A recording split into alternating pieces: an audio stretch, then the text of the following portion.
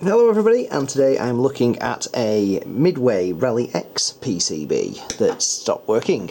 Okay, so I boot the board up on the bench. Here's the board, and I've got the Fluke 9010 troubleshooter with the Z80 pod hooked up to it at the moment, and I've been able to verify that all the EEPROMs are all fine and accessible. Most of the RAM seems to be fine and accessible. What I'm getting when I do a RAM boot like this is I'm getting ROM OK, and occasionally, I wonder if I can catch it in the next few seconds, it'll flick up. Oh, we got 5H comes up. So Midway were very good, and on their service manuals they put things like if it comes up RAM 5H, then go to 6F, and that's the location you should change, 6F being that one. Now unfortunately I've changed that RAM, I've swapped it with a new one, and it made absolutely no difference. So what you start then is the RAM okay, or isn't the RAM okay? So unfortunately I've done a little bit of tail chasing today to get to the resolution on this. And on the Fluke down here you can do a RAM test. So one of the things, if I do a bus test, it just tests the main CPU bus. Can it talk? Are there any cross wires at the CPU level? But unfortunately, this RAM is on another bus. It's on a buffered bus. It's actually on the picture data bus. The location we're talking about is actually in memory at 9C00 to 9FFF. Okay, so if I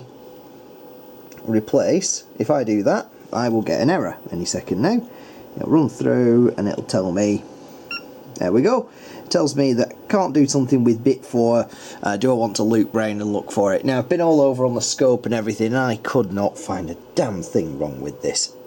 So on the internet I decided to just do a random Google search of Rally X RAM 5D, something like that, and what we got to was a Midway service bulletin, which is this other file. So this was the original Rally X parts and operating manual, which has the schematics and the RAM codes and things like that.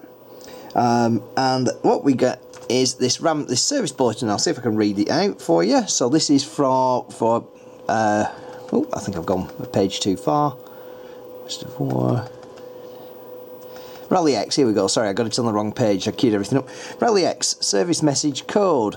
The position of the RAMs given in the RAM test message on page 6 of the parts and operating manual is incorrect. Don't! The correct RAM test message code is shown in figure 1. Woohoo!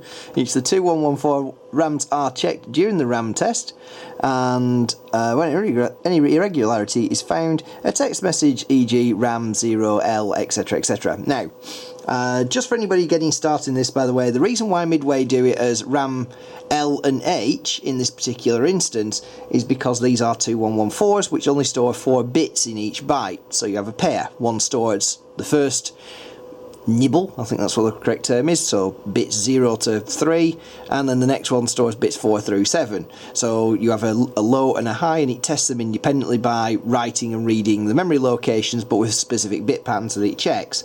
We'll not go into the wheres and whys. Anyway, what we find then is in this service bulletin here, in this test, is the error I'm getting on screen is 5H, which relates to 6E, not 6D.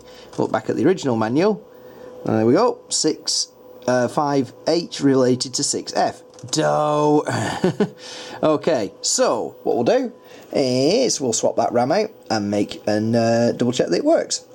Fortunately, Midway saw the good sense to put sockets for all these RAM chips, either that or they were all previously replaced or lifted or something at some point by somebody else. Solder looks original underneath, so I'm going to guess that these are the original ROM sockets. It's just that somebody decided to put whoever at the factory said, hey, let's socket these RAMs because they do fail every now and again. Right, okay, so there is the chip I've changed, which is at 6E, and I've booted it back up, and I've put the Fluke on. So I'm going to rerun that memory test now. So RAM test 9C00 to 9FFF, go, RAM short, wait.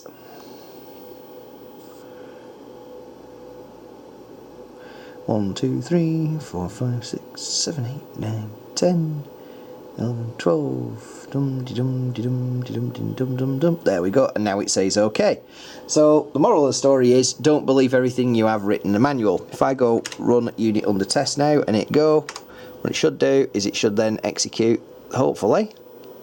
Yeah, sometimes the fluke can't always be the host CPU for a board. But there we go, crosshatch pattern, and look, we've got the game now.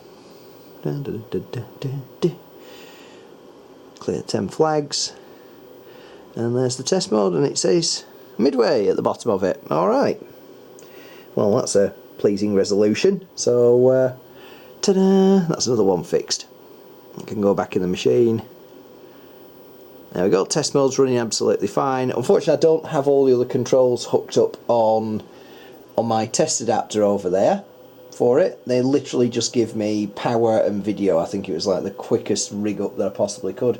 I may probably now add the relevant wires, because there's another project that we're going to do.